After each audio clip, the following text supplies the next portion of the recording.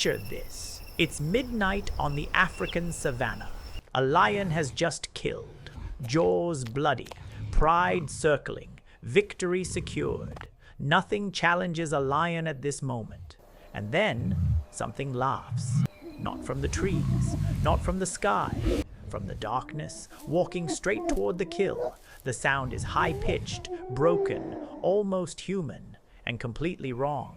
Because whatever is making it isn't confused, it isn't scared, it isn't asking for scraps. It's here to take the food from a lion and get away with it. This is the hyena, and nothing about it makes sense. For most of human history, hyenas have had terrible branding. They're painted as cowardly scavengers, sneaky thieves that survive by stealing what better predators earn.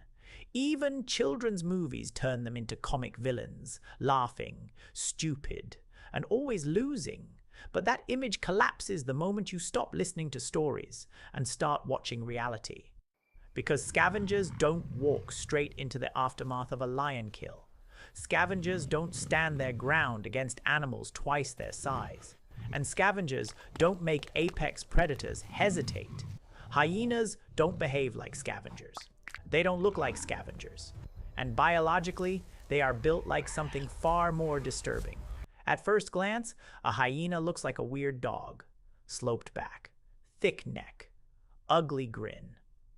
But that resemblance is a lie. Hyenas are not dogs. They are not wolves.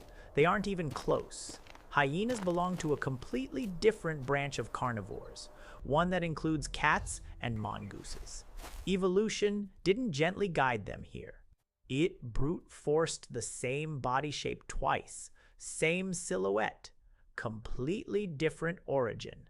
That alone should make you suspicious, because once you peel back the layers, hyenas stop being funny villains and start looking like one of the most aggressively illogical outcomes evolution has ever produced.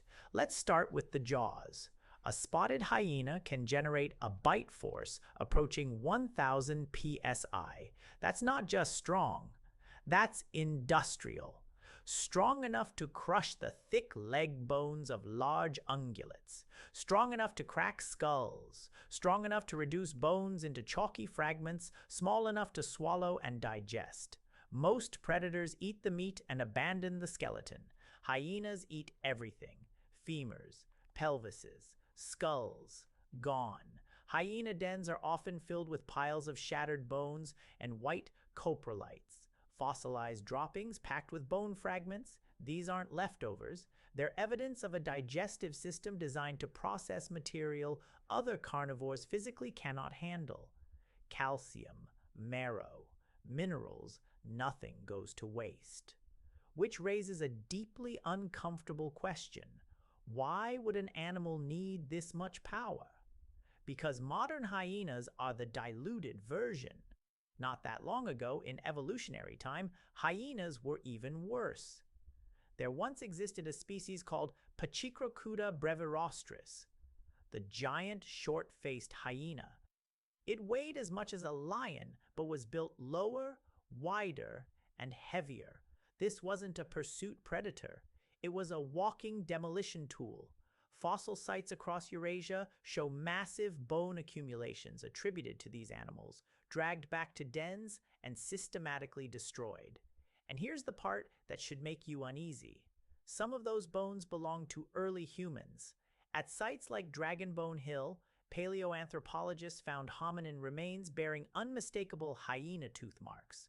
Not tool cuts, not erosion, bite marks, crushing damage, gnawing, proof that at some point, members of our own lineage were eaten by hyenas, scavenged or hunted, crushed and digested like any other animal. This wasn't a side character in prehistory. This was competition. Eventually, climate shifts, collapsing megafauna, and the rise of humans pushed these giant hyenas into extinction. But evolution didn't delete the blueprint. It just scaled it down.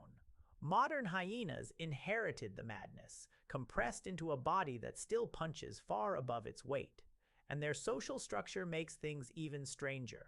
Spotted hyenas live in strict matriarchies, real ones. Females are larger, more aggressive, and socially dominant over males. Rank is inherited through the mother, passed down like a violent family business. A high-ranking female's cub outranks adult males the moment it's born. Males don't rule. They wait. They submit. They survive by knowing their place. And this hierarchy isn't just cultural. It's anatomical. Female spotted hyenas possess an enlarged, erectile clitoris so similar to a penis that early researchers misidentified females as males for decades. Mating occurs through this structure, and birth happens through it too. Giving birth is already dangerous. Now imagine doing it through a narrow tube never designed for delivery. First-time births frequently result in cub suffocation. Sometimes the mother dies. Evolution knowingly accepted a deadly reproductive design, which tells you how powerful the advantages must be. Whatever this anatomy provides in dominance, aggression, and control is worth the risk of death. One leading theory is prenatal androgen exposure. Female hyenas are essentially masculinized before birth, flooded with hormones that increase aggression and competitiveness. The result is a society ruled by violence, hierarchy, and absolute female dominance. And this brings us back to the laugh. Hyenas don't laugh because they're happy. They laugh when they're stressed, when they're threatened, when they're submitting or signaling rank. It's not laughter, it's social screaming. Each vocalization carries information, identity, status, fear. Researchers can identify individual hyenas just by sound. In a chaotic feeding frenzy, the laugh tells everyone who's losing. But hyenas aren't one evolutionary experiment. During the Ice Age, cave hyenas roamed Europe and Asia. Larger than modern hyenas, they lived in caves not out of fear, but strategy. Archaeological sites show alternating occupation between Neanderthals and hyenas. Humans would leave.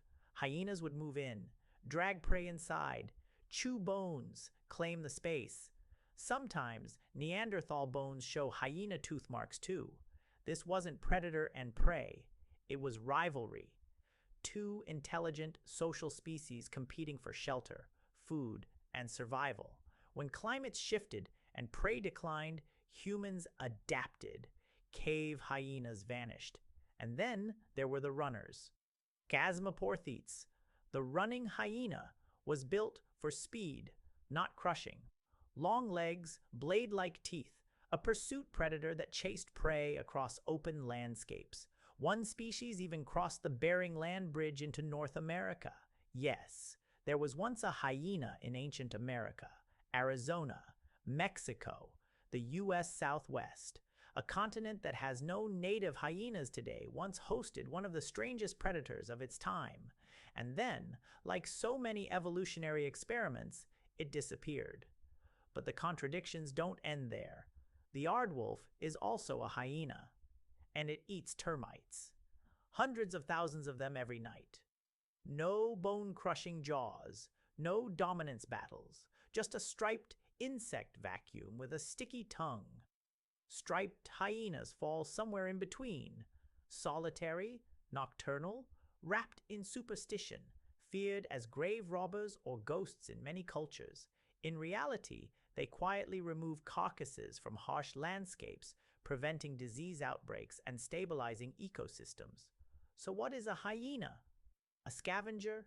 A hunter? A bone crusher? A matriarchal war society? A termite eater? The answer is yes. Hyenas are evolution refusing to specialize politely. They are proof that survival doesn't care about beauty, fairness, or comfort. It cares about efficiency. Hyenas steal from lions. They survive on leftovers others can't digest. Their females rule through violence and biology that borders on absurd. Their ancestors once ate ours. And their modern descendants still laugh, not from joy, but from tension. They are ugly. They are loud. They are misunderstood. and they are winning. So maybe the reason hyenas don't make sense isn't because evolution failed, but because we expect it to be kind and logical. Hyenas are what happens when evolution stops caring how things look and focuses entirely on what works. And if the world keeps getting harsher, drier, and more competitive, don't be surprised if the animals that don't make sense are the ones still standing at the end, laughing.